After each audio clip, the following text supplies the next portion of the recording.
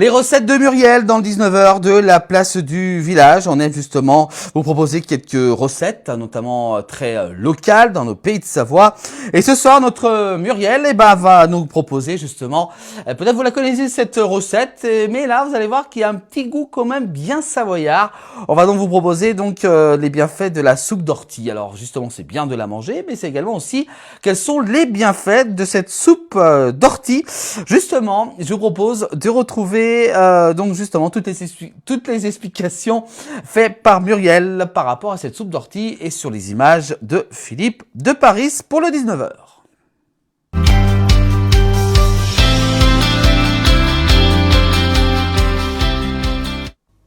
La fameuse soupe d'ortie, Muriel. Bonsoir. Oui, moi ce soir je vous propose, regardez, ma super soupe d'ortie que je suis en train de verser, elle est encore toute chaude, je viens de la faire. J'ai cueilli des jolies orties IES, une ortie cet après-midi. Et en fait, au sortir de l'hiver, début de printemps comme ça, on en a tellement marre de manger de la soupe de courge et de potiron, que là, maintenant, je vous propose une soupe bien verte d'herbes fraîches, d'orties, qui sont un très bon détox, un anti-rhumatisme, un anti-arthrite, pleine de vitamine C. Donc ma recette, moi, c'est à peu près 400 g d'eau, vous voyez, la moitié du Mégamix, Thermomix, 400 g d'eau, 200-300 g de feuilles d'ortie. Attention, vous ne mettez pas la tige, juste les feuilles, pour pas qu'il y ait de fil, très important pour la dégustation. Un oignon, 3-4 grosses pommes de terre, vous faites cuire 20-25 minutes, après vous mixez et le secret, bien sûr, hormis la pincée de sel, c'est une bonne cuillère à soupe de crème fraîche pour l'onctuosité.